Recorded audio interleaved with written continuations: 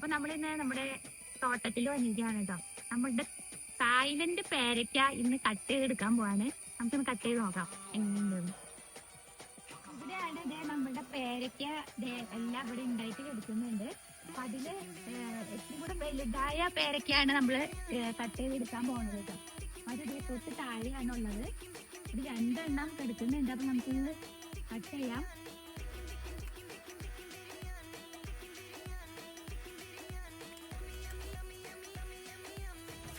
ഇതാണ് കേട്ടോ നമ്മുടെ തായ്ലൻഡ് പേരയ്ക്ക. എങ്ങനെയുണ്ട്? ഇതുണ്ടല്ലോ, നല്ല സൈസിലാണ് വന്നിരിക്കുന്നത്.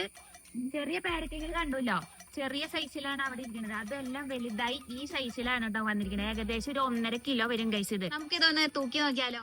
അപ്പോൾ വെയിറ്റ് നോക്കാനായിട്ട് നമ്മൾ ബേസിൻ എടുത്തിട്ടുണ്ട്, വെയിങ് മെഷീൻ എടുത്തിട്ടുണ്ട്, പേരയ്ക്ക വെച്ചിട്ടോ. നമ്മുടെ തായ്ലൻഡ് പേരയ്ക്കയാണ് നമുക്ക് വന്നിരിക്കുന്നത് 1 കിലോയാണ് കേട്ടോ. അപ്പോൾ തായ്ലൻഡ് പേരയ്ക്ക നമുക്ക് 2 പേരയ്ക്കും കൂടെ 1 കിലോ വന്നിട്ടുണ്ട്.